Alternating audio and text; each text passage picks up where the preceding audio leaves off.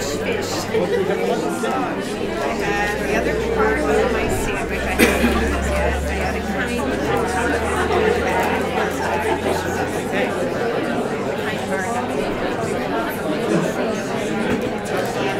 Okay, good.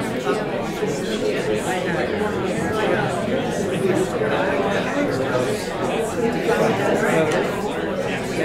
some chicken, barney, mashed potatoes.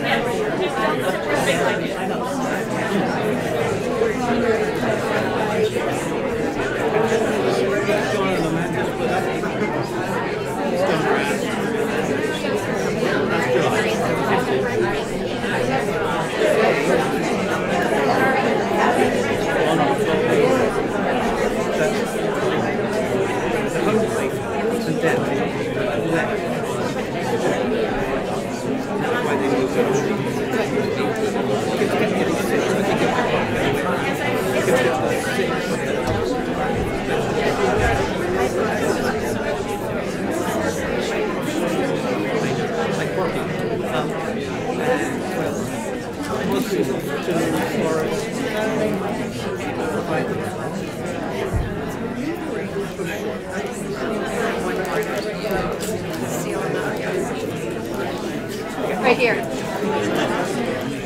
Elaine?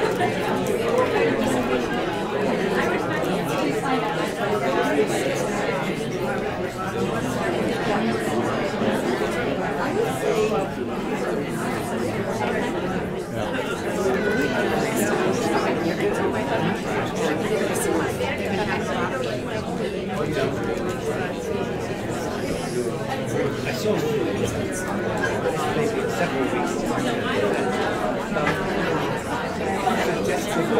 trying to revisit and update the services. 5 years ago.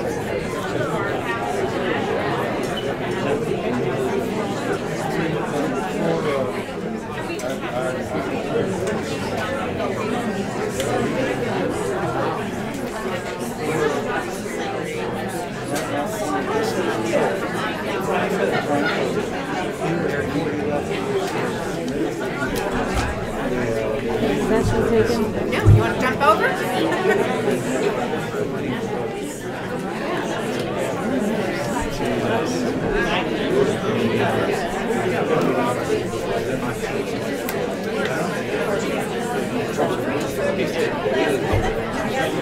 Digging in.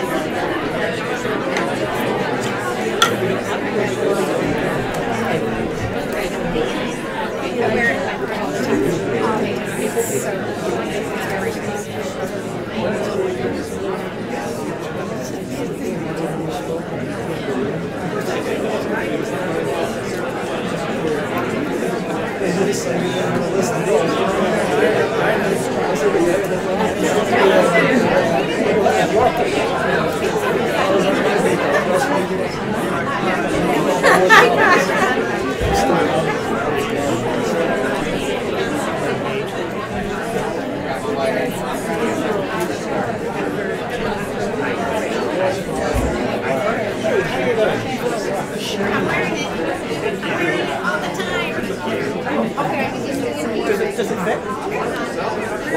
Can we measure this? So what's going to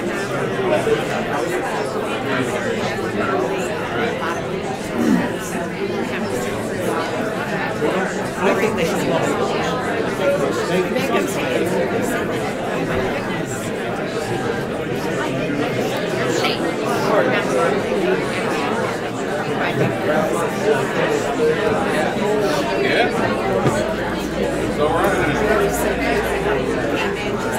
He's in the second row in the middle. the budget, this is several years ago. We were the only people there, and every single person talked to us about why they voted on the budget.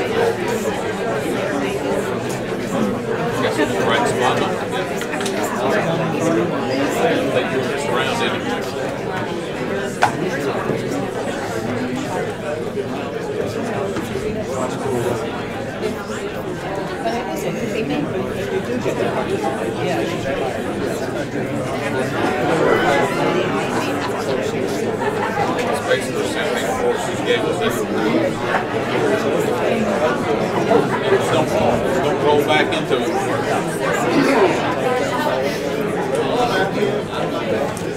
How are you? How you doing? Yeah, you have. When I first sat down, like, the guy looks familiar, but I don't know. Yeah. How are you? All right. Yes, sir.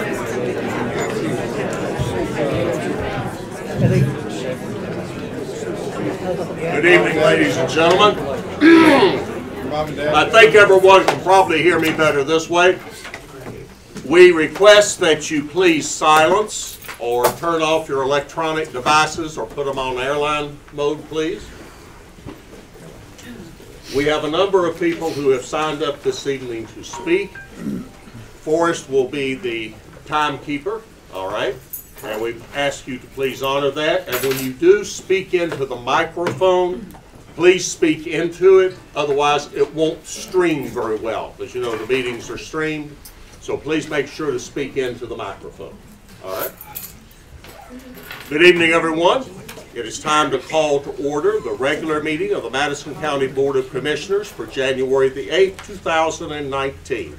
Let us all rise for the Pledge of Allegiance.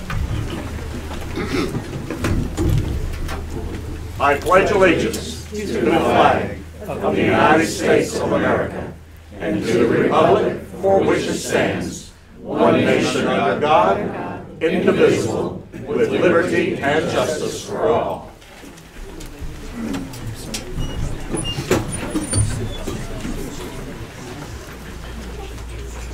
We will now have a moment of silence.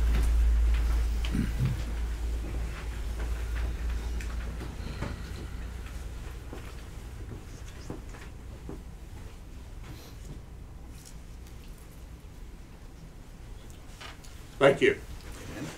Ladies and gentlemen, there are a number of vacant seats. If you would like for some of you to take these seats, all right, please feel free to do so, even down front here, all right? So please feel free. All right. The agenda as presented, we need to amend the agenda by adding one item to number 8, which will be a budget amendment. The chair will move that we approve the amended agenda. Do I have a second? Second. I have a second. Any discussion? All those in favor of approving the amended agenda, please raise your right hand. The agenda is approved. You have in front of you the December 3 special meeting and the December 11th, 2018 regular meeting minutes. Are there any discussions about those minutes?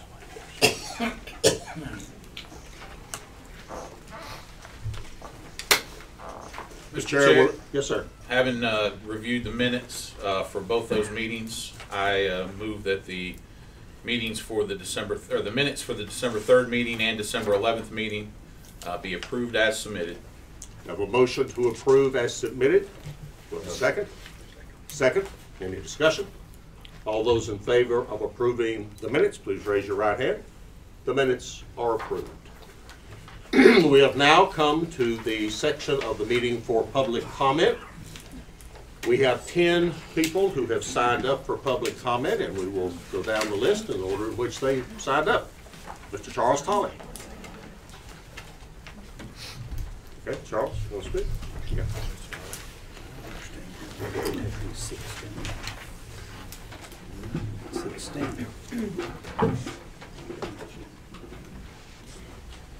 Thank you very much for allowing me to be here and speak. When I learned of the proposed location of the asphalt site, I had a lot of concern about it. Mr. Tyler, please use the microphone so Sorry. people can. And Charles, if you want to just take it out and hold it, it'll do the same thing. Whoops.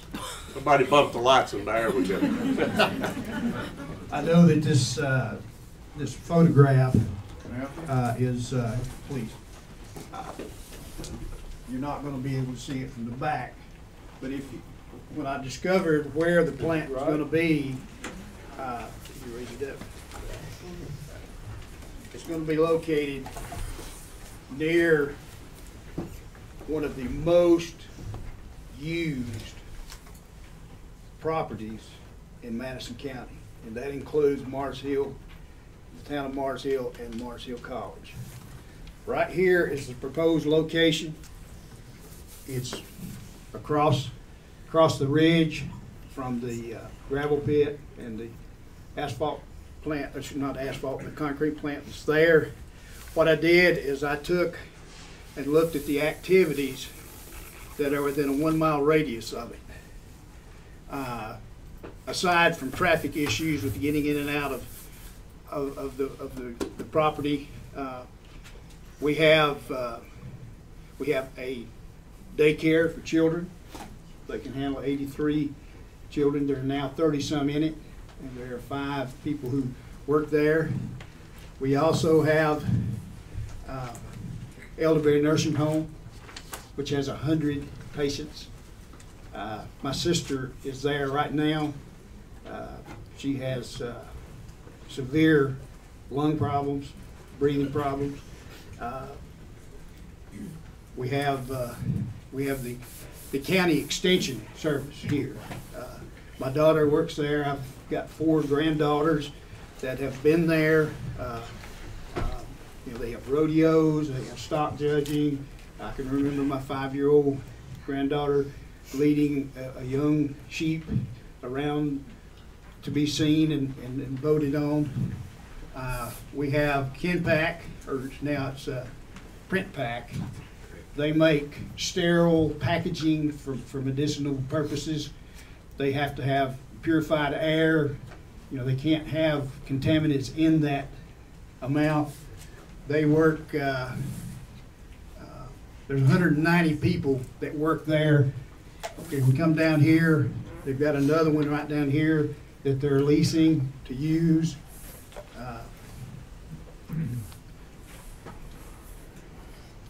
And my point is, Madison County has asphalt, North Carolina has asphalt, our country has asphalt. I'm not against asphalt. What I am against is thousands of daily encounters with human beings every day of every week who will be exposed to whatever gases are emitted. And you know, I don't think that's right.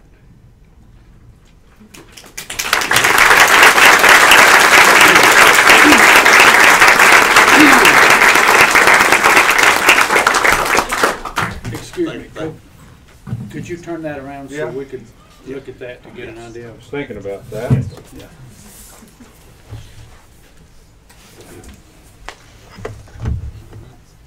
Thanks, Charles. Got any questions? You're asphalt site. Now this radius that you did was how far exactly? Okay, you know where Maisford Medical's? Yes. Okay, it's right up here. Do you have any idea how many people came through that last month? No, sir. 1,200 people. Okay. 1,200 people were treated there and came back. And print pack, yeah, and then the 190 employees. Yeah. Okay, Sheriff's office right there? Yes, health department's right there. Okay, I'm oriented now. Okay. Thank you. Veronica Frisbee Gentry. What do you want?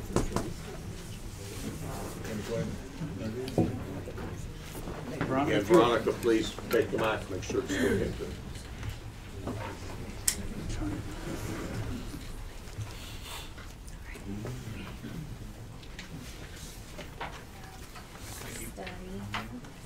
Thank you. I have more. Just grab them all.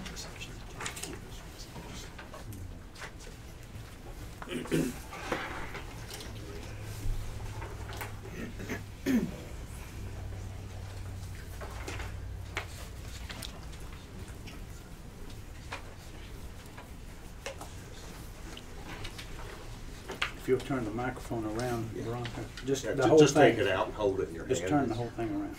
Just pull it out. There you go. Take it That's out, easy. turn it around, Yeah. take it out, turn it around. Whatever you want to do. It don't matter. Alright.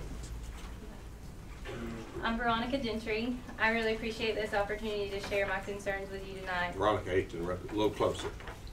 Yeah. It won't go out. It won't go out if you don't hold it a little closer. Okay. Around a month ago, I noticed a petition in favor of building an asphalt plant in Madison County as I grabbed some breakfast at a local restaurant. I was immediately concerned about this because I knew it was something that the county has faced in the past. There are many concerns surrounding this issue, but my immediate concern was mainly based on my proximity to the proposed asphalt plant site and how it could affect my 3 young children. I've lived on Tillery Branch 22 of my 30 years of life, and I've taught biology at Madison High School for 8 years. I plan on staying there. My husband and I are currently building a house on the land where I grew up, and we hope to raise our 3 children there. While it is not uncommon to build asphalt plants in quarries, this location has been cited as uniquely bad due to the proximity to the river and places inhabited by humans on a daily basis, as outlined by Mr. Tolley. So in order to try to understand this issue, I started doing some research and making the contacts that I felt necessary. I'd like to share one study with you that I've come across. There are numerous. This study was conducted by, bear with me, the U.S. Department of Health and Human Services, Agency for Toxic Substances and Disease Registry. And it was done for APAC Carolina and Associated Asphalt Inc. or Incorporated in Salisbury, North Carolina. Health consultations, such as the one that I've given you a piece of, are done, or they're put together as a response to a specific request for information about health risks related to a specific site, a chemical release, or the presence of hazardous materials. This consultation was requested by the residents living near the asphalt site in Salisbury. It's about 50 pages long, and we have submitted that to Mr. Gilliam, but I just brought you page 2 and page 10 today. On page 2, I put a nice little purple bracket around what I would like for you to look at.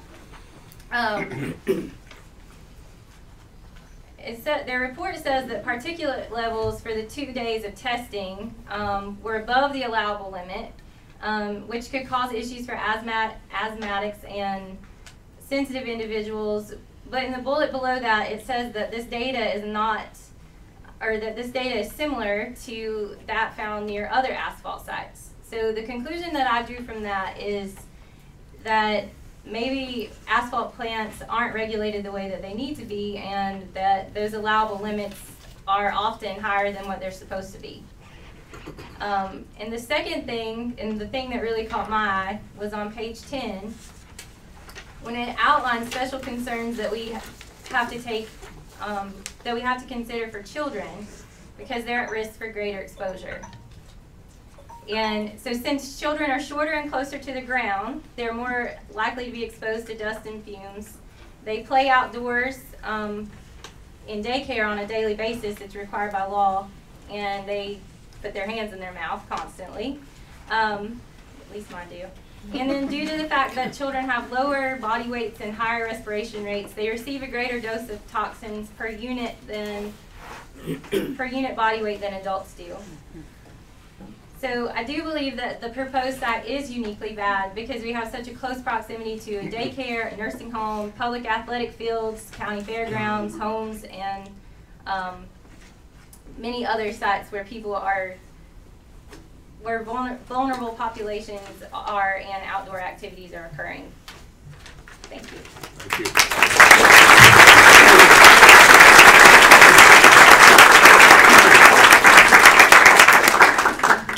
Now, if I miss one or two of these names, please, I apologize. Emily Sentag. Yep.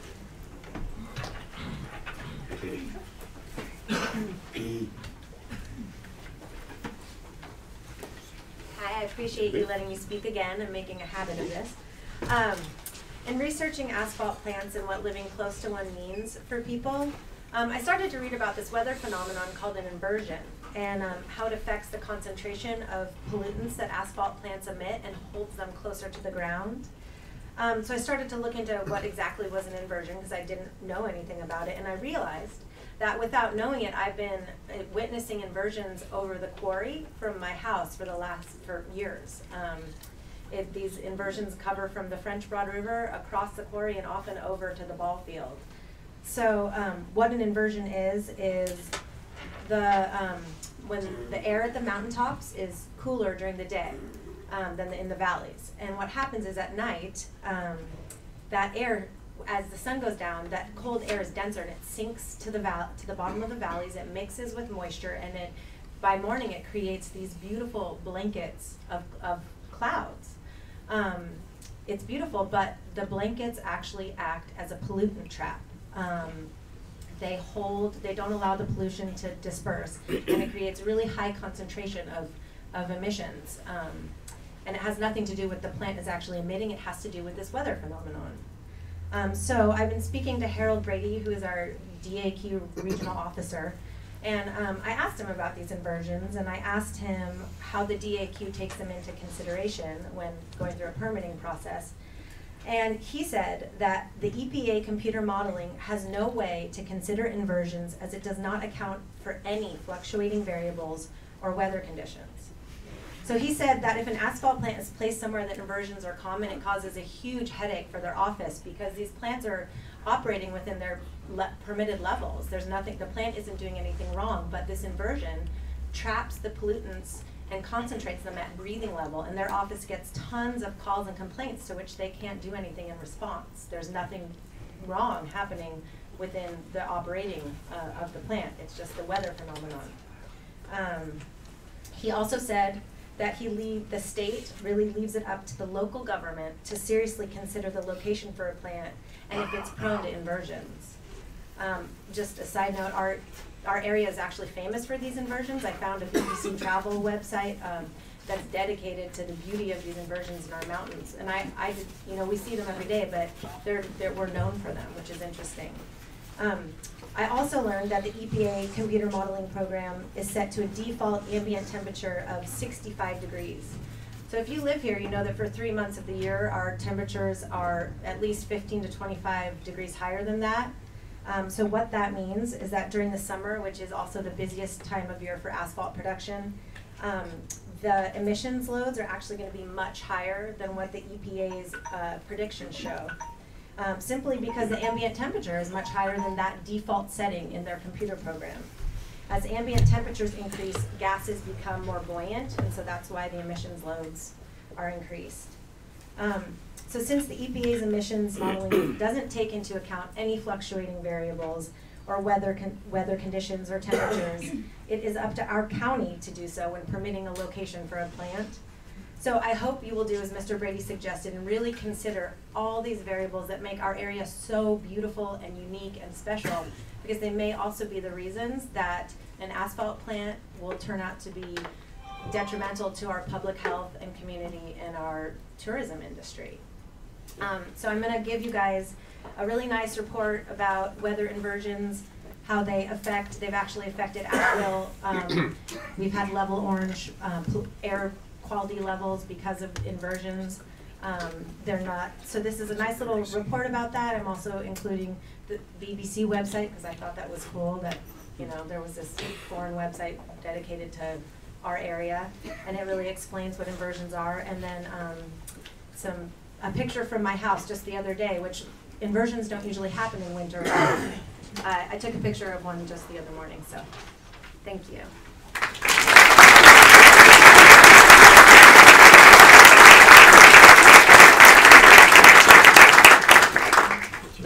And these are all local pictures taken by a local photographer of inversions in our area. So there's just some extras that don't have the whole thing. So. Thank you. Thanks for this one. Vicky Lane Skimp.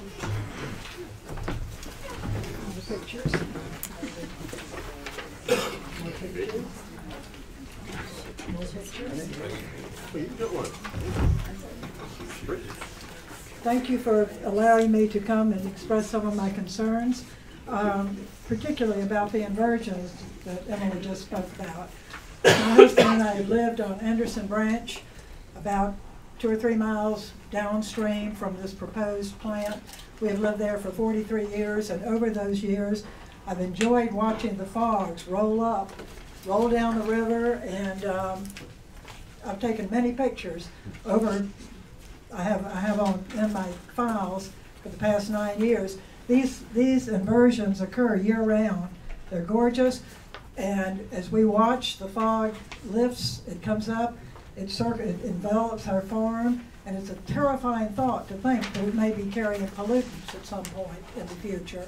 I think that anyone who lives near the river,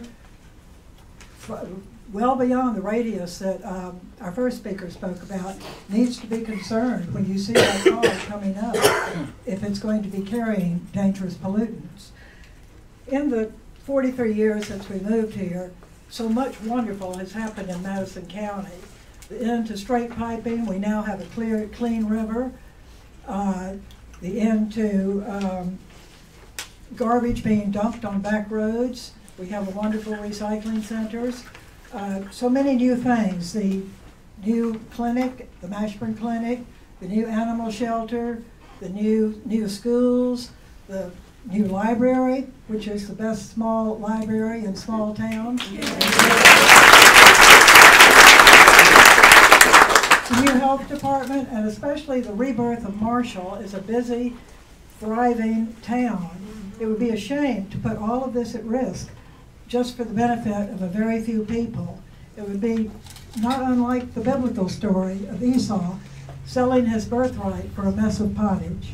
I hope you all will consider this as you think when it comes time to approve or turn down the asphalt plant. Thank you. Thank you.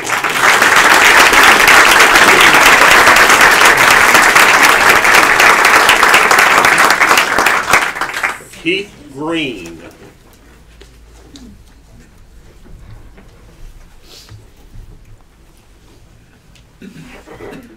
I want to thank the commissioners for giving us an opportunity this evening to address our concerns about the asphalt plant. The plans for the plant and the petitions that have been circulated in the community have come up fairly quickly.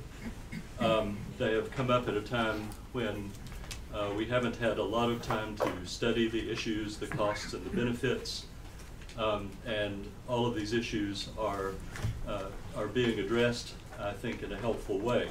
I want to address just a couple of issues, and I want to, of course, endorse what some of the other speakers have already said about the location of the plant. Charles makes an important point about its proximity to an elder care center where people actually live, a child care center, industry locations like Print Pack where a large number of people work, the second most visited site in the county, and so on. All of those are certainly issues. A couple of speakers have pointed out that there are many things about the location that are going to make it a challenging location, even if the plant operates within the air quality limits that it's permitted to operate within. But there are other concerns as well. One is that there is not a developed runoff plan or ordinance in the county. and the site is not even 2,000 feet from the French Broad River. And another concern is that there needs to be a capacity to deal with certain kinds of industrial accidents and the transporting of certain kinds of wastes. I think another speaker is going to address these issues in greater depth. All of these are issues that any local governing board should study in a great deal of depth before endorsing something like an asphalt plant, even if you're in favor of it. Finally, we should keep in mind the effects that asphalt plants have on property values surrounding those plants. And in this case, we have a couple of other plants in the general area that we can look to as examples of what might happen here. One is the Burnsville plant. One is a plant that operated for some years in Pinola in Avery County, and we should look very carefully at the tax revaluations that were required, the diminished property values, and those property values fell at a distance farther from the plant.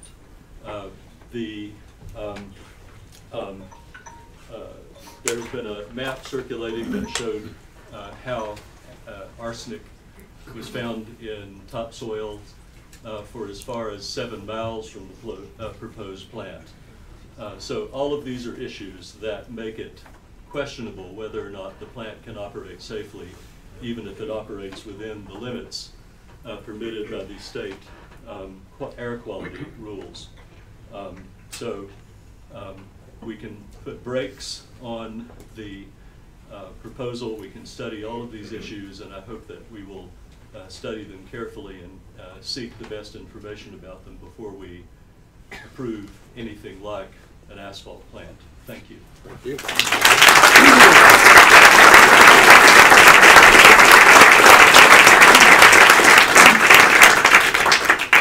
Lauren, and R-E-T-T-E-N? Rutin. Rutin, all right.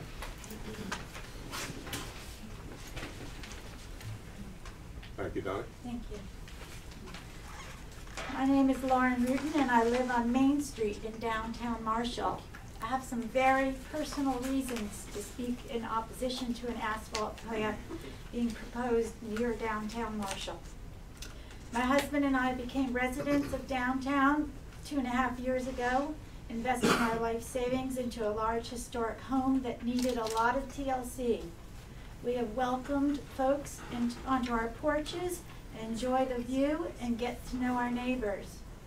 It has been a joy to become a part of this very special community, and we have felt the support of our neighbors as we have faced a number of health challenges this past year. I'm deeply concerned about the prospects of our property value being seriously compromised with the building of an asphalt plant within such a short distance of our home. I'm also concerned that we will no longer be able to enjoy the view from our porches with the potential of foul smells and toxic air particulates, making it an inhospitable environment. For the past 2 years, I've also been an owner and partner at Flow Gallery. I'm fortunate to have a very short commute to work. Flow started in 2010 with 8 local artists opening a store with the hopes of creating something that would be a draw to bring people into downtown Marshall and to offer an outlet for artists to sell their work. Flow now features the work of 65 to 70 artists, of which 2/3 of them live in Madison County. For some, Flow is their only outlet for selling their work.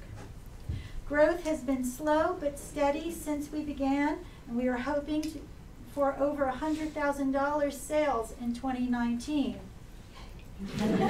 For the last few years, we have tracked where our buying customers come from, and our analysis shows that between 55 and 60% are not from Madison County. We're pleased that 40 to 45% are from Madison County. We know that we have been an important part in the renaissance of downtown Marshall, and we are an anchor business that is synonymous with Marshall. Our growth and Marshall's growth would not have been possible if there had been an odor of toxic chemicals. There's a rule of thumb in customer service that says if someone is happy with their experience, they may tell 1 or 2 people. But if they are unhappy, they will tell 8 to 10 people. Downtown Marshall, Flow, and all the businesses that are struggling to succeed cannot afford to have people come into town and have a negative experience. And I can tell you from personal experience, as my husband and I looked for a place to live, we definitely did not choose Canton because it stank. Lastly, and most importantly, is my concern for the health of my husband and those within the community who are most vulnerable. My husband lives with a chronic, life-threatening illness that could be further compromised if the quality of our air and environment is polluted. My belief is that the health of our loved ones needs to be protected first and foremost. Our children deserve to grow up playing on land and breathing in air that is not a health hazard. Thank you. Thank you.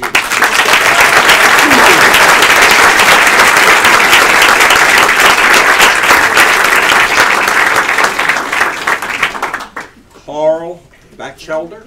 Oh, that was perfect.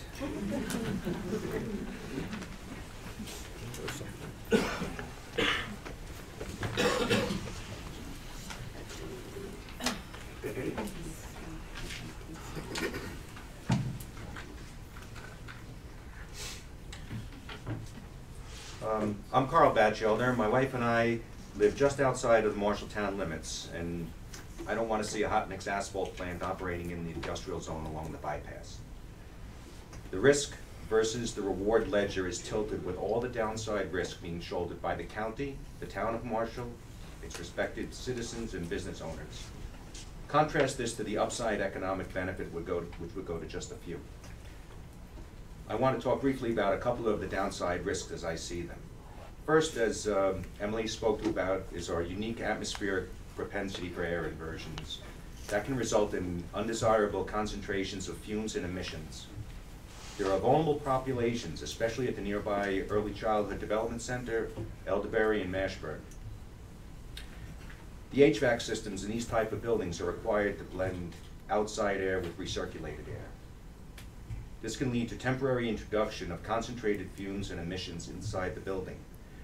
So in the case of Early Childhood Development Center, even kids who are brought inside during these unusual events won't escape exposure. So why should the folks that run these facilities have to plan for and mitigate against exposure of abnormally high concentrations of emissions? For now, this stands as a rhetorical question for the commissioners to ponder. But if the plans for the plant move forward, then the people will deserve an answer to the question, how come this is okay? The second downside risk I'd like to speak to is that of fire or other catastrophic events.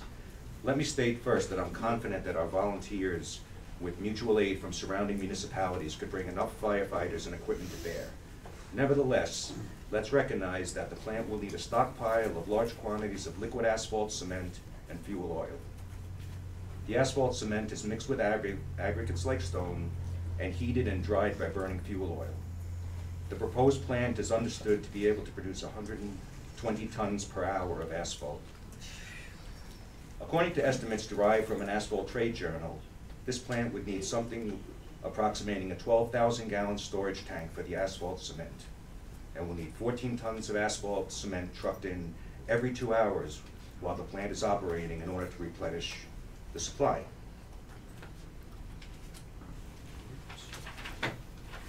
In addition, large fuel oil reserves at the plant would be needed to support the production process.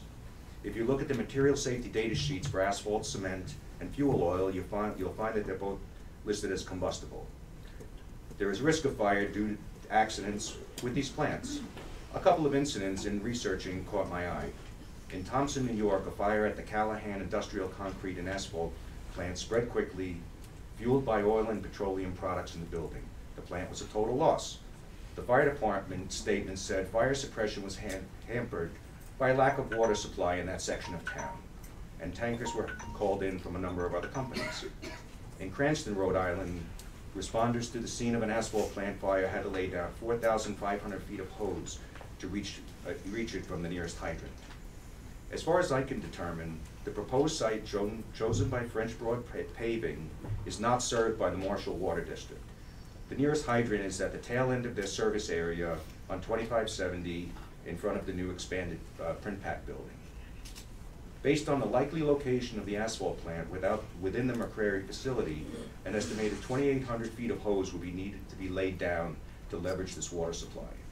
It's significant to note that the major other facilities in the industrial zone, like the Cooperative Extension, Elderberry Healthcare, Print Pack, and the Bucci plant, to name a few, have fire hydrants directly adjacent to the buildings. So why would we set up a situation where a fire with toxic smoke would go uncontrolled for longer than we would accept at the other industrial facilities? I'll close by saying thank you for your time.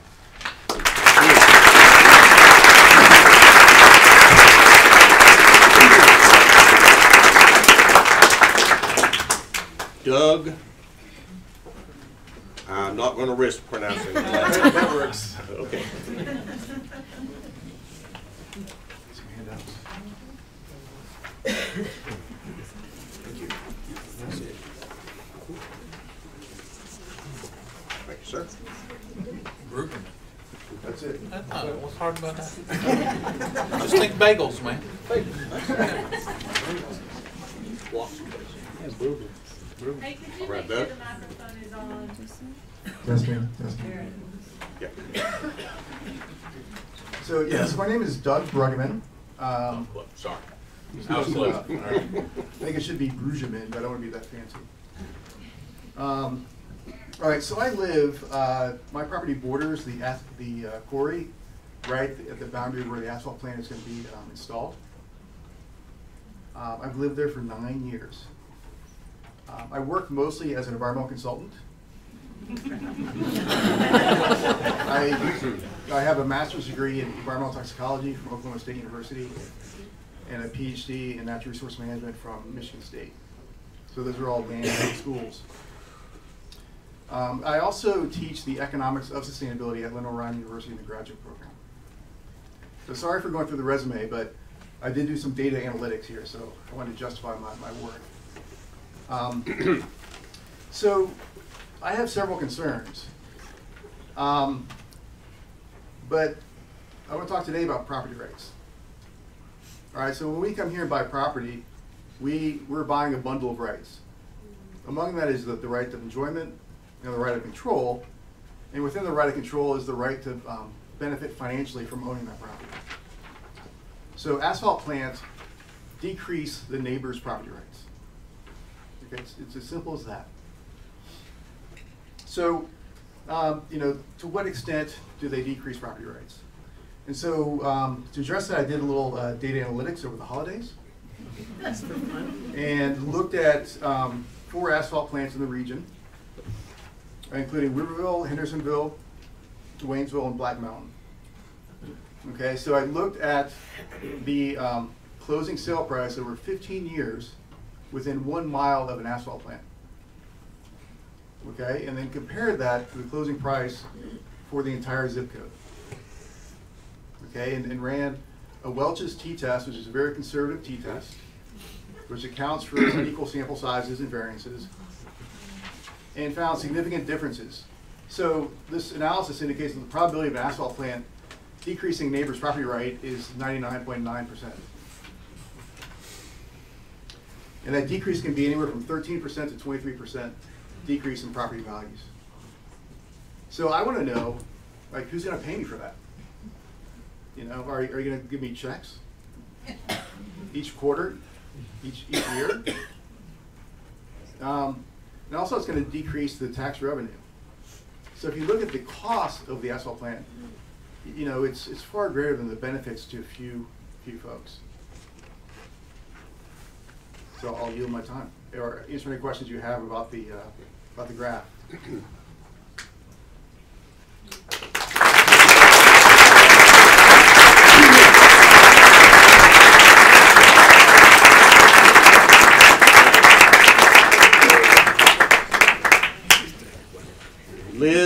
Gullum.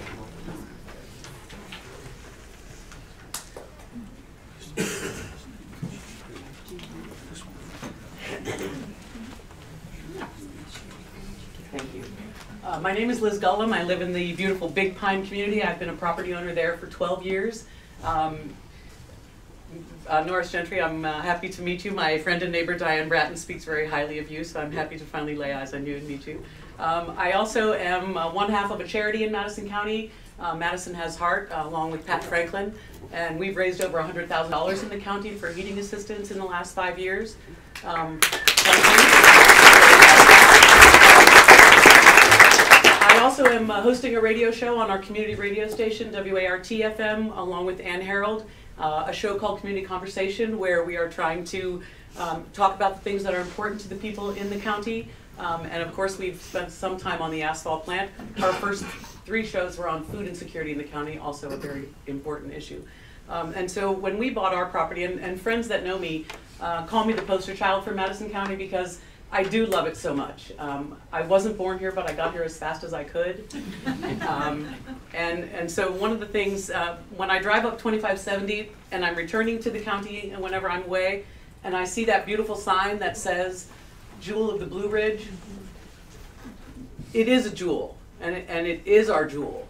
And I think our county needs to decide if we're going to continue to be a jewel in the Blue Ridge, because if I'm looking at that beautiful vista and I see all of those mountains along there, if I see an asphalt plume and that smoke from that, that's not going to be a jewel for us. And our future in this county, I truly believe that our economy rests on tourism. And yes, you know, I've heard all the jokes, if it's tourist season, how come we can't shoot them? But we do rely on tourism, and it's because we live in a beautiful place. And I believe it's our responsibility to keep it a beautiful place. And so I'm hoping that you'll agree that you don't want to change our slogan from Jewel of the Blue Ridge to something less beautiful. So thank you very much.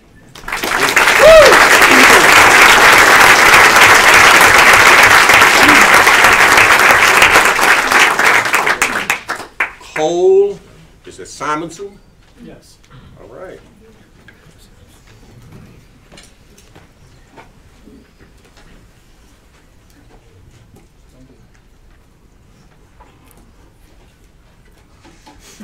First of all, thanks for allowing us to talk and, Absolutely.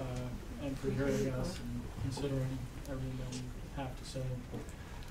My name is Cole Simonson. I live less than half a mile from where the proposed site is. Forgive me, but I wrote this in advance, and a lot of it's been said here more eloquently. A lot of this has been said already tonight, perhaps more eloquently than I can deliver. There are various factors that I feel should be taken into account in consideration of allowing something as potentially toxic as an asphalt plant to be built and run in this town. Presumably, people are here for quality of life factors such as the natural beauty, clean air, water, and nature. The plant would be in a residential neighborhood on the edge of town and on the edge of the French Broad River. We know it would be putting health impacting pollutants into the air and the French Broad River. People can smell industry located right on the edge of a highway. Where are all the byproducts, the waste products of an asphalt plant going to go? Industry across the country is infamous for deciding to pollute and pay any fines that might come because it is less expensive than disposing of it properly. Do we really want to risk killing a town because maybe it just has a strong smell frequently? Maybe it becomes known for killing life in the river? And then there is the potential for the unexpected. It seems that fires are quite common with the dangerous chemicals needed for such an operation. I searched on asphalt plant fire in Bing and limited the search to the last 12 months and got close to 25,000 results. And I know that someone did a search on Google and it turned up millions. If something did happen, maybe a fire, what's to stop French Broad Paving from declaring bankruptcy and leaving the town with the needed cleanup? What would the implications of that be? It happens all the time with industry across the country. What if the chemicals poison the water table and water wells for everyone nearby. Then you're talking lots of sick people, cancer, and people unable to sell their homes and subsequently abandoning property. And what would that do for tax revenues? Rather than risk all the other businesses for one industrial business, shouldn't we develop legislation that is prudent in preserving the things that we hold dear? Shouldn't we try to preempt the possibility of highly toxic industry in our backyard? Will a risk analysis and contingency plans be drafted? Even then, why take all the risk for a few jobs and a few tax dollars? It's hard to imagine a cost-benefit analysis that could justify the associated risks. Thank you for hearing that.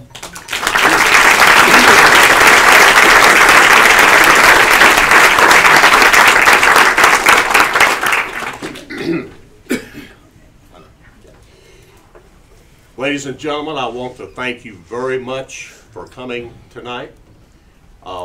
This is how government works. It is citizen participation. You are welcome to come to any meeting, anytime. For those of you who do not know, the meetings are streamed. We've been doing that now for over a couple of years. And I would encourage you to come and take more part in your county government. Now, we do not make comment at meetings relative to public comment.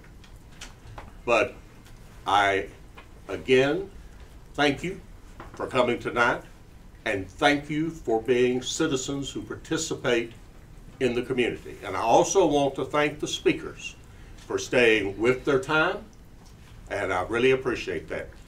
Feel free to stay for the rest of the meeting if you would like to, and come back to any of our meetings anytime. All right?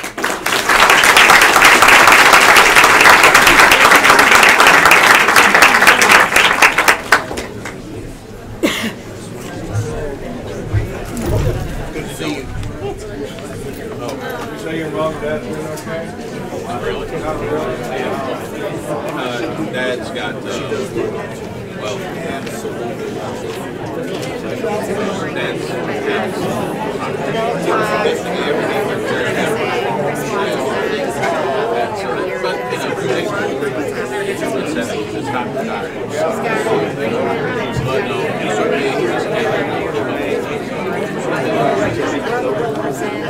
well, my grandfather had it too. Hey, Norris, are we adjourned? Oh, no. We're getting ready to relax now. Otherwise,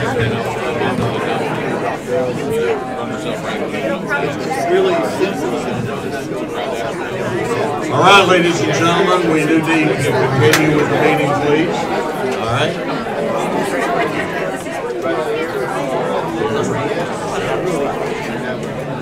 All right. The next item on our agenda. Yes. Hello, Mr.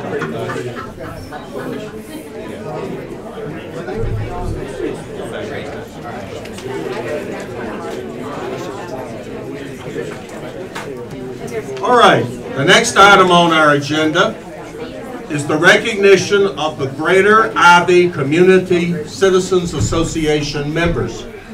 And any of those who are with us this evening, anyone from that group, if you would please come forward. I would hope, oh, there they are, the whole row. Yes, come on down.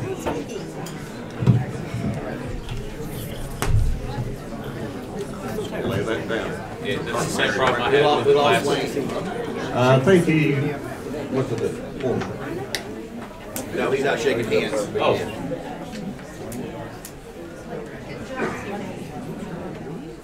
Right. Brooke, Good to see you. Hey, Paul. You guys don't. Paul's here. Yeah, I got you. So lost in the crowd. Yeah.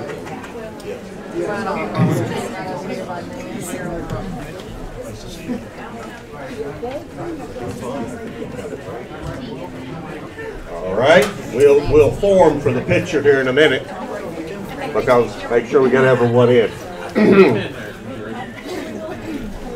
This is a certificate of recognition to the Greater Ivy Community Citizens Association presented this day, the 8th of January, 2019, and it is for your decades of dedicated service and contribution to the community and the service of the Beach Glen Community Center. Ladies and gentlemen, you have served your community and Madison County very well. Thank you so very much. Thank you.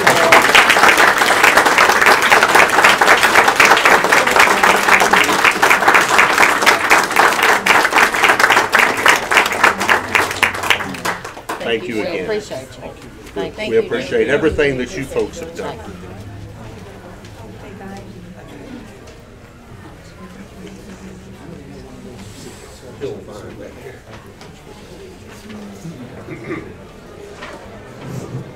All right, the next item on the agenda is Chris Watson.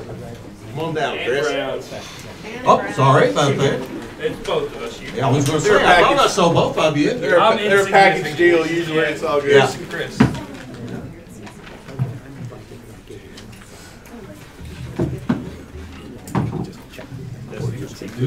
you go.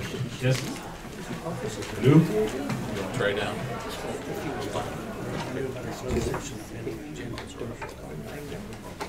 I hope this attrition in the crowd isn't due to us.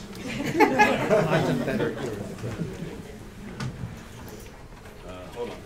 Sorry. Bear with me, y'all.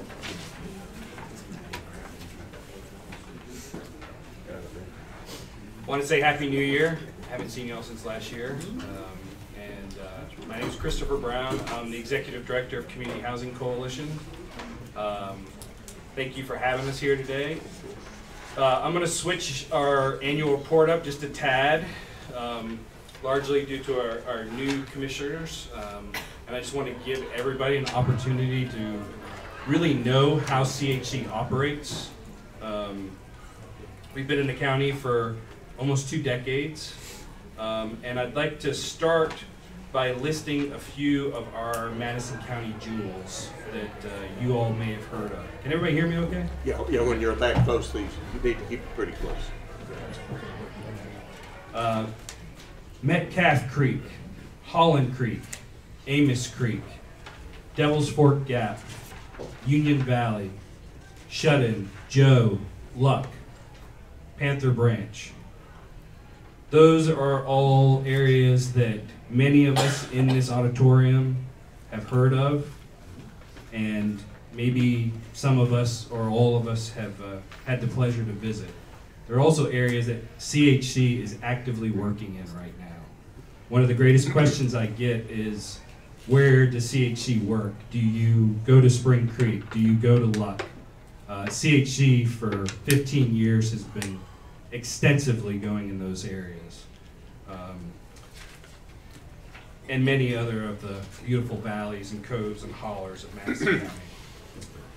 So CHC's mission is to promote and facilitate healthy, safe, and affordable housing through advocacy, education, and resource development. That really says it all. And a lot of people think that CHC has a barn full of trucks and construction workers. We don't. We do that. We promote and facilitate. We educate and we advocate. And we, most importantly, do resource development.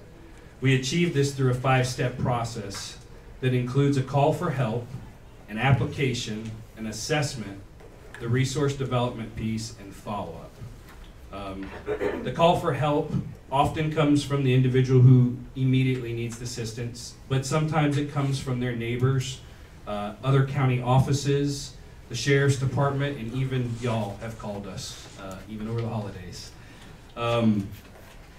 Then once we get that phone call, we have an application process. It's not too extensive. The bottom line requirements to receive CHC's general services from our volunteers is be a Madison County resident, need significant housing repair, and have low income. We don't turn away many people.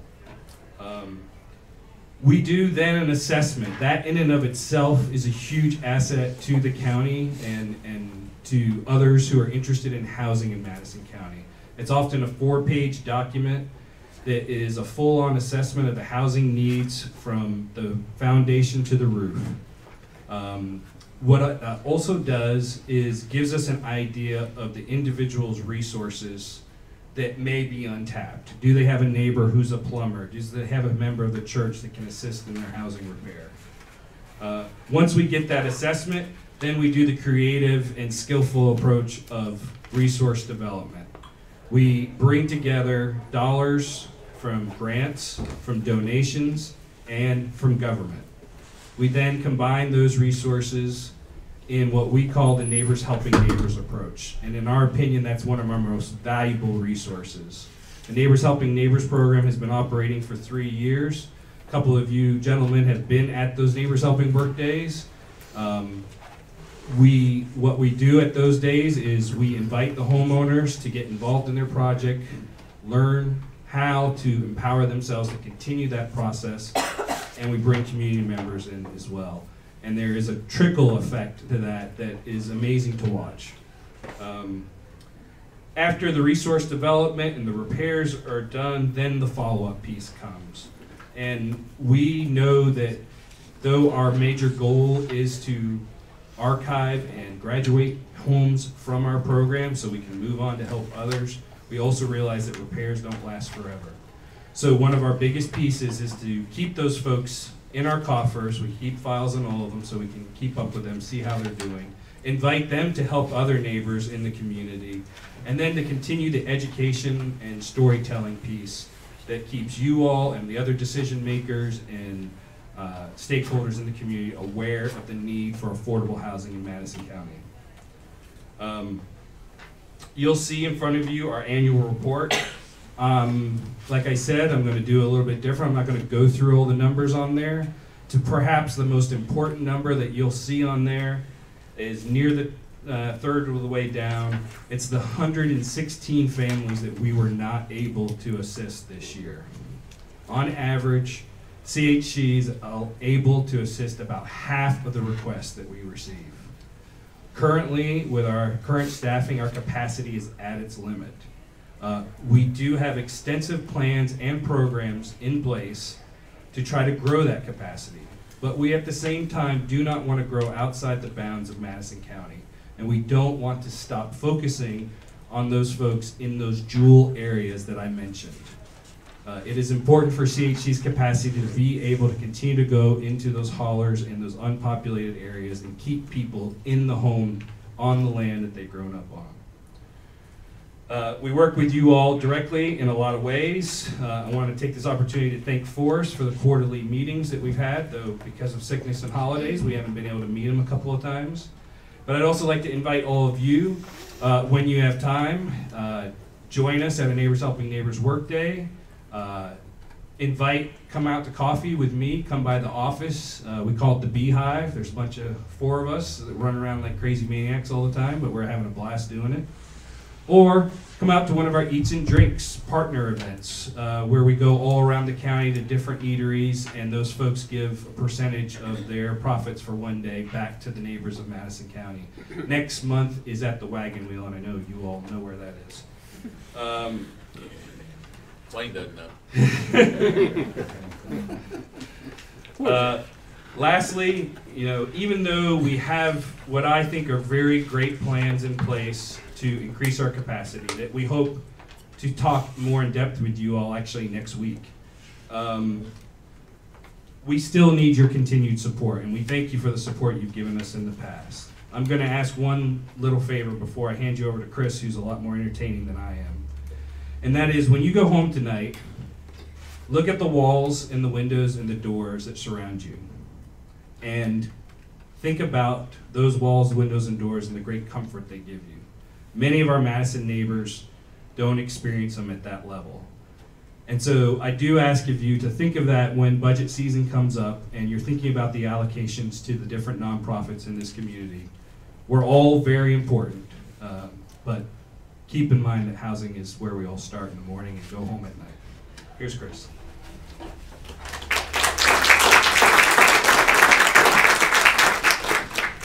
Good evening, gentlemen. Thank you.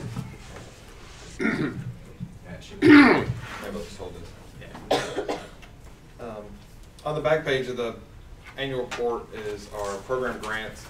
impact, and I want to talk about program grants for a second, because it's how we do a lot of our work, and it's also how we partner directly with Madison County government. We operate 3 program grants at this time.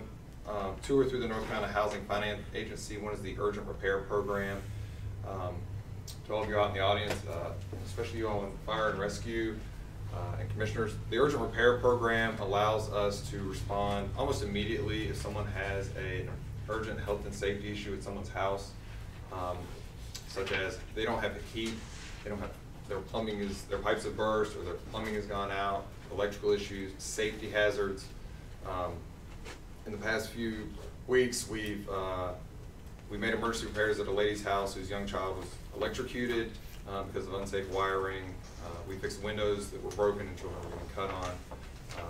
Over the holidays, we helped 3 Madison County residents whose heat had gone out and did not have heat. We do not help with fuel assistance, but if your heater's not working, we can get your heater working. We can get you a new heater. You just have to meet the income requirements, the residency requirements of that grant. And we just closed out last year with $100,000 in grant funding. We served 37 homes, 71 individuals, and matched that with over $104,000 in in-kind donations. So,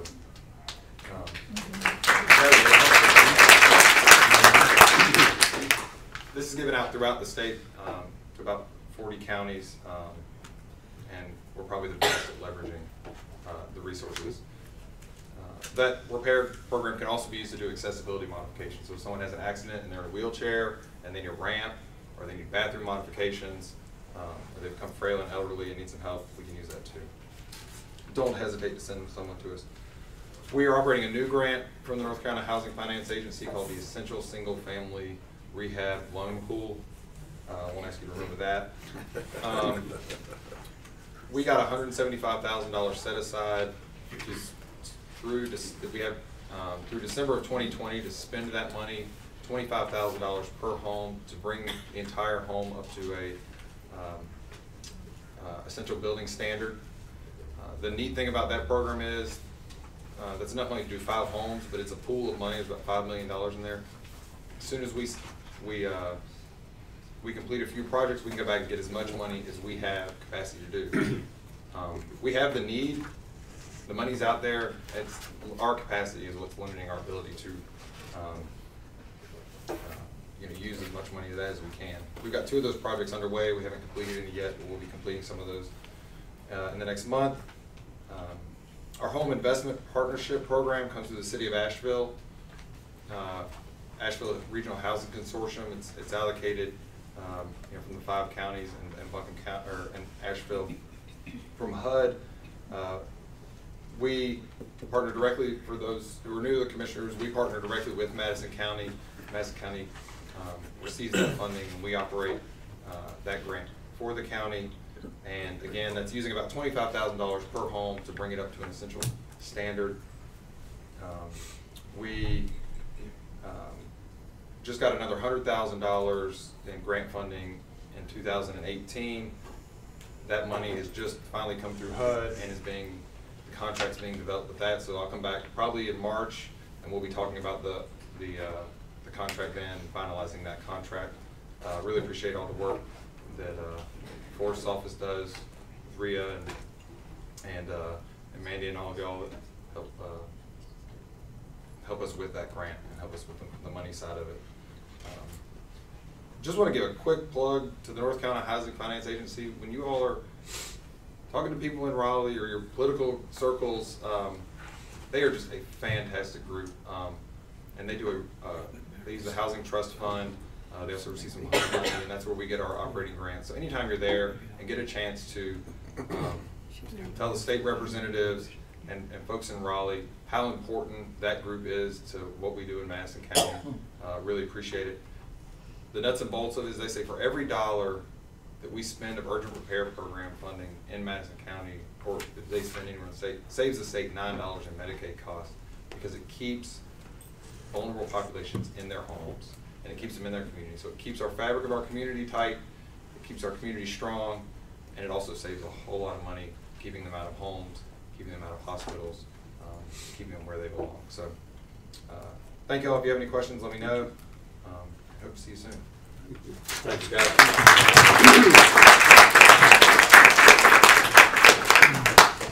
Ms. Connie.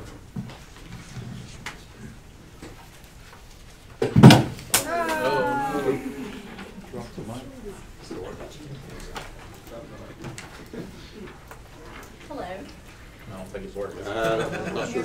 It might not be on. Yeah. Green light's on. Yeah, it's there. Okay. Yep. I'm here with a modification to an MOU that the county has with the North Carolina Department of Health and Human Services. In June of 2018, the Social Services Board and the Board of Commissioners voted to sign the MOU between DHHS and Madison County, which sets out mandated performance requirements for social services programs. DHHS has now modified that MOU, which is going to require another signature from the county. Modifications to the MOU include moving 9 performance measures from static to growth measures. In other words, 9 of those performance measures had, for instance, a 10% maybe as a goal. And they have, DHHS has decided to, because individual counties are different and have access to different resources, work with counties individually to meet where the county should be on various standards. They have updated 5 of the measures to align with federal benchmarks. They have removed 1 measure, and they have decided not to impose any performance improvement or corrective action on any county Department of Social Services this fiscal year with the MOU. The Social Services Board voted last month to approve signing the MOU, and I'm bringing it to the Board of Commissioners, asking that you consider approving signing it. Thank you, Connie. Gentlemen, any questions? Yeah, as Connie said, this has been approved by the DSS. Okay.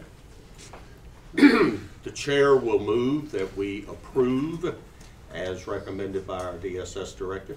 I'll second. We have a second. Any further discussion? All those in favor, please raise your right hand. Thank you, Connie. Thank you. Ms. Brooke. If you want, just lay it on. I think I'll do it. Just drop it.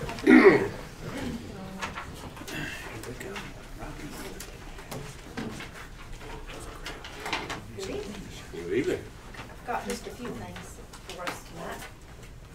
So first up is the dental center and the health department have been without steady dental assistance for quite some time.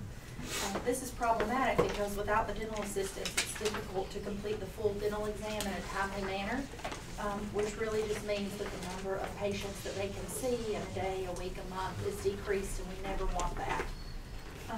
So I'm really thrilled to be here tonight with 2 recommendations from the dental clinic for the dental assistant and lead dental assistant. So first up, on behalf of the interview team, I'm recommending that Brianna Allmiller be hired as dental assistant in the dental clinic at the health department. Okay.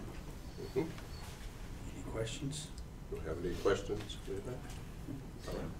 Mr. Chair, I move that we hire Brianna Allmiller for the dental assistant with a pay of $16.50 per hour. Second. All those in favor, please raise your right hand. Yep.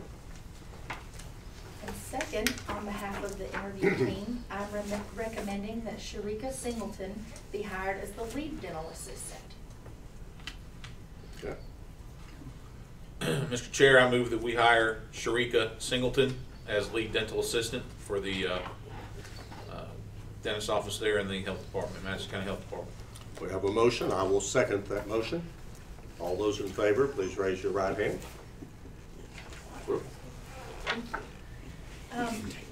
Moving on, at last month's meeting, you all agreed to move a temporary part-time driver who was responsible for the grant-funded Beach Glen and Mars Hill Active Living Centers route. This is called sometimes the 5310 project route, which is what I'm going to start calling it. We moved him from 5310 to a regular part-time permanent position. So we were searching for someone to take over this grant-funded part-time temporary position.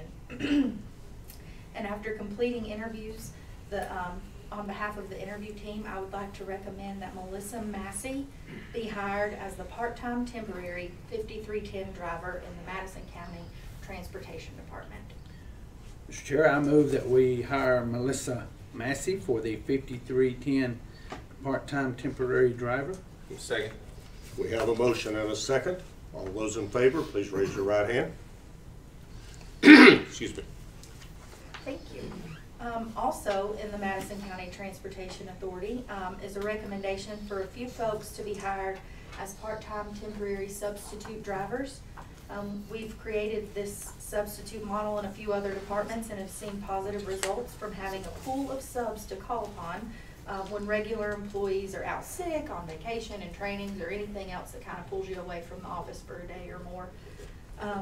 Having multiple people on file to call just makes it a lot easier to monitor the amount of time that they're working per year, kind of keep all those things in check, and it makes it easier on the supervisors to be able to create a schedule. Therefore, on behalf of the interview team, I am recommending that David Adams, Mike Frady, Nancy Ponder, and Larry Anders be hired as part-time temporary substitute van drivers. I'll make that motion, Mr. Chairman, for that. All right, have a motion. Second. Have a motion and a second. All those in favor, please raise your right hand.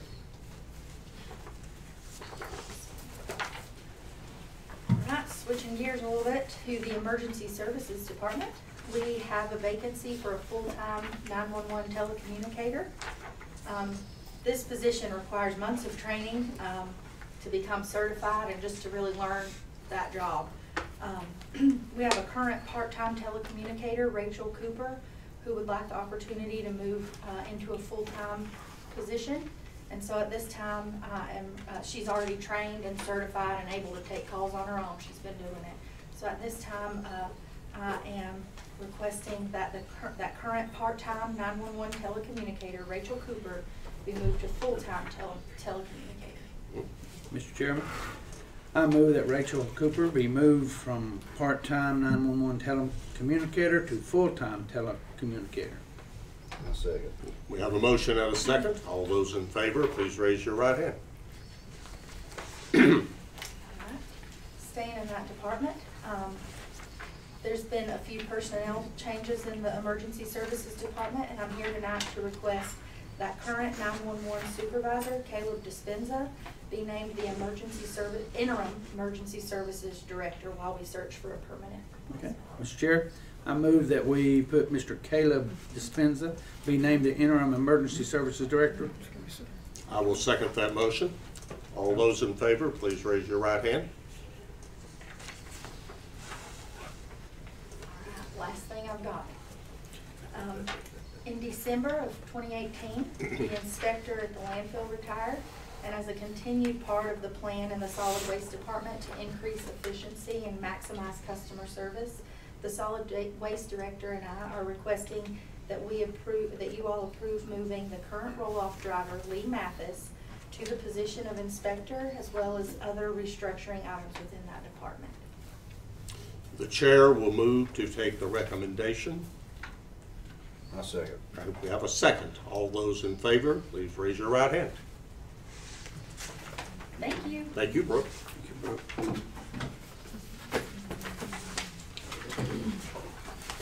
Ms. Rhea. Good evening. Good evening. The first thing I have for you gentlemen is the December 31st, 2018 financial report. As you will see on here, the total of all of our unrestricted bank accounts is roughly $8.3 million. When we look at unassigned and unrestricted, so that means available to appropriate for whatever means we see necessary at this point, that's $1 million.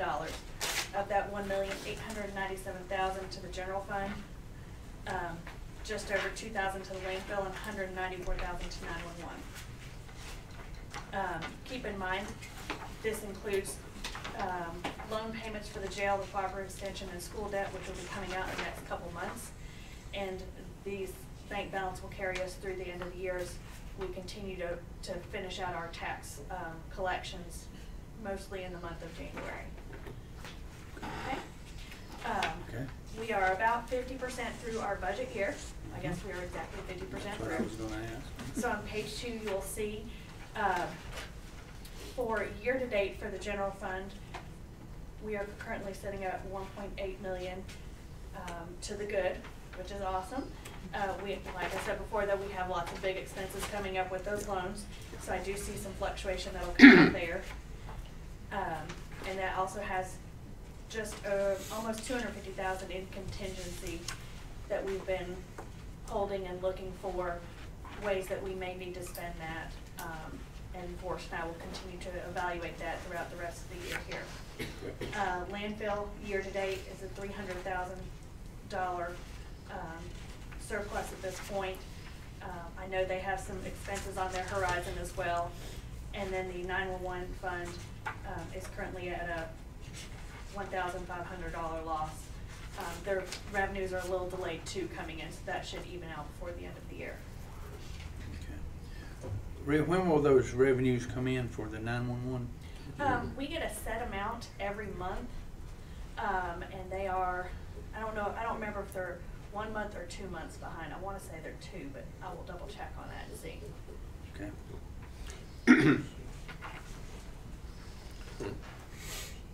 Any questions on the financial statements?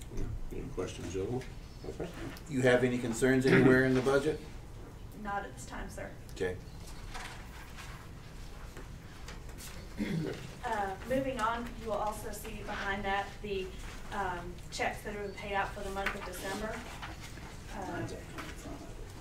Again, not a whole lot on here that seemed abnormal. We do have what seems like an increase to some of our utilities as we've paid out for the DSS has their energy assistance and their heating oil and assistance programs that we facilitate. So some of those expenses look a little higher than normal, and I've noted that on there how much was for the DSS programs versus our normal stuff.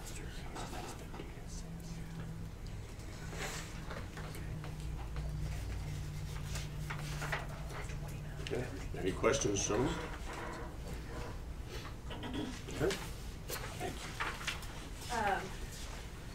Then the first vote that I have for you is for budget amendment number 8. I have 2 budget amendments for you to vote on tonight. The first one is 8 and the second one is 8B. I believe we're voting separately on those. So budget amendment number 8. If you remember back at the end of last fiscal year, we found out there was some money in the Sheriff Kimball's commissary account that was due to the county. And so we made a whole new bank account for that and worked through the accounts to make sure everything was reconciled correctly. In July, we were able to move some of the county funds to him for the purchase of vehicles. And this last $9,400 is the remaining of that balance that is due from that account to the county for him. All right. Do we have any questions about budget amendment 8? Mr. Chair, I move that if there are no questions, that we approve 2019 budget amendment number 8. Have a motion. Chair will second. All those in favor, please raise your right hand. The second budget amendment I have for you is budget amendment 8B. B as in boy. The past couple days, Force has been talking with our department heads regarding our vehicles, and we get regular mileage updates from them to make sure that we are trying to stay on a proactive course to replace our vehicles, whether they hit a certain mileage or a certain amount of disrepair. And so this budget amendment is reallocating some funds out of contingency, $53,500 to be exact, and reallocating some lapsed salaries to cover hopefully 2 vehicle purchases, one for the Sheriff's Department and one for the tax assessor's, tax supervisor's office. All right. The chair will move that we approve budget amendment 8B. Second. We have a second. All those in favor, please raise your right hand. Thank you, gentlemen. That's Thank all you, I have Ms. for you Rhea. today. Thank you. Forrest.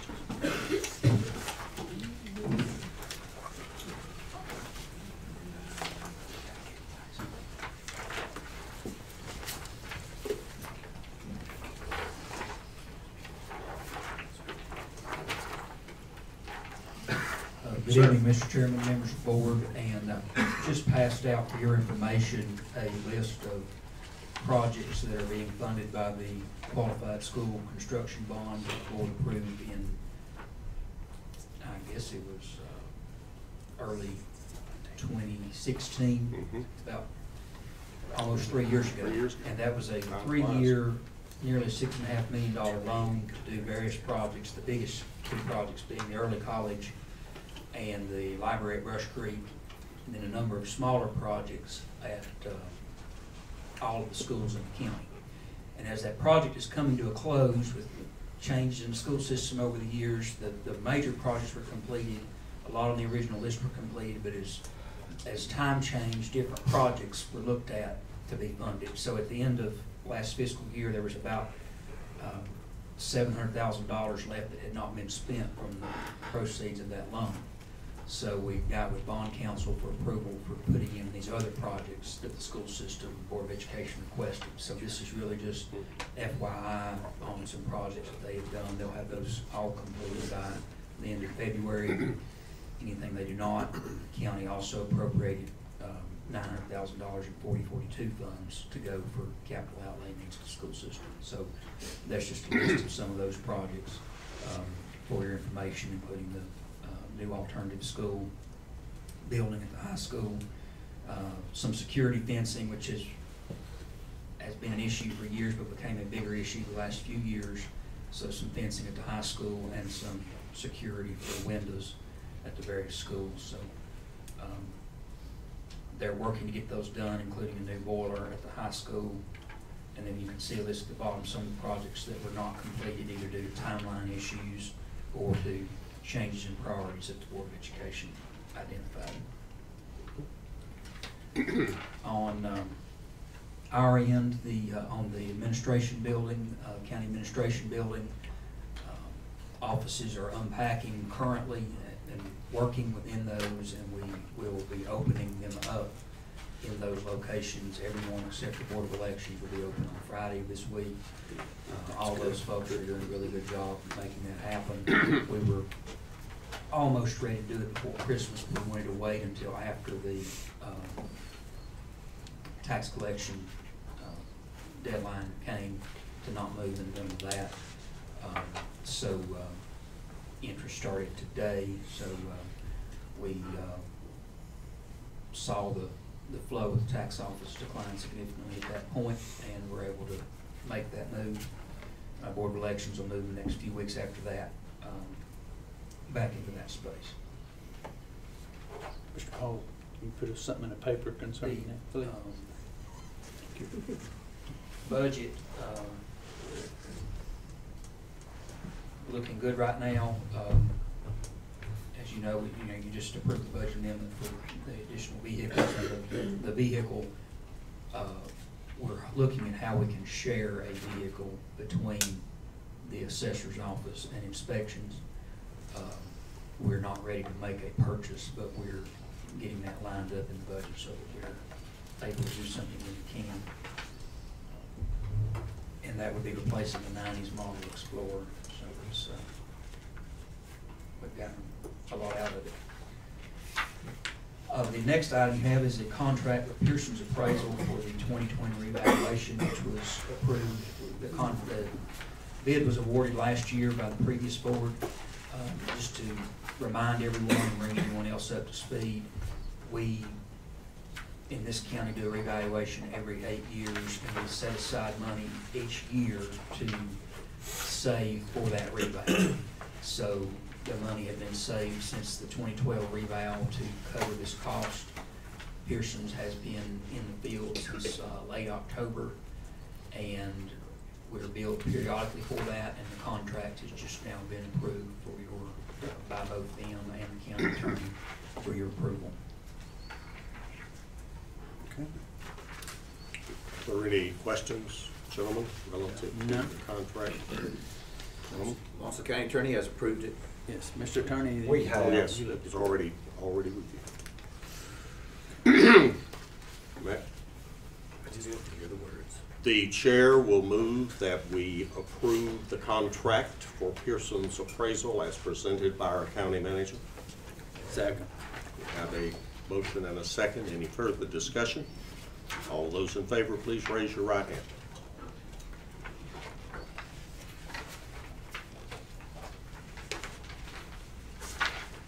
At your last meeting, you accepted a bid on lot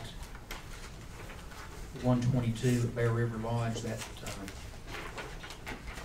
bid was advertised for a 10-day period and no upset was received. So you have in front of you whether you wish to accept, to go through with that bid and accept it, or if you wish to reject. The reason we agreed to go down with that.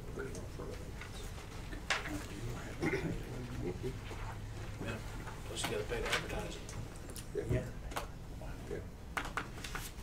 All right. What is the pleasure of the board? Oh, it's not my pleasure, but. How big a piece of property is it? It's an acre or something. 1.444. Yeah. That is the amount. It was advertised for over a year. I can't do it. I can't do it. Yeah, I understand the situation with the road maintenance agreement and with wanting to get it back on the tax books, but I just can't see giving it away, basically. Yeah. We are giving it away. And well, the board will need to vote to approve or deny the final sale.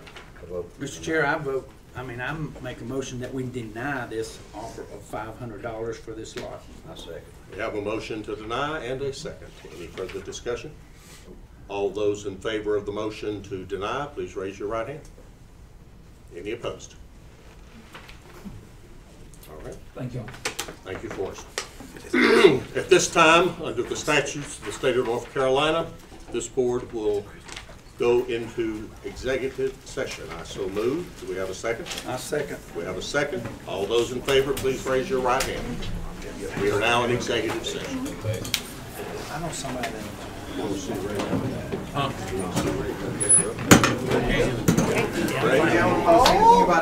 Ray? I'll give you a comment. All right, here we go.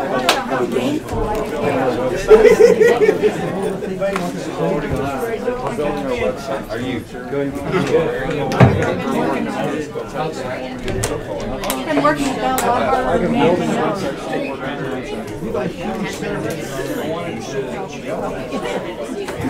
Oh, thank you. Somebody else's.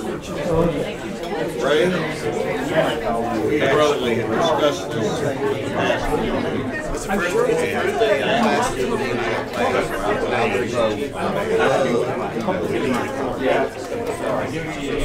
what a great thing. I chair a group called Well, you're asking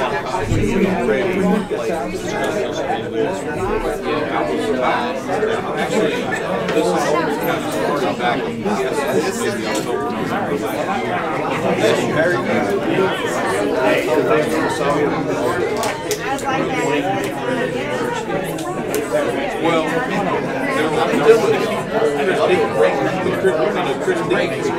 put in for promotion.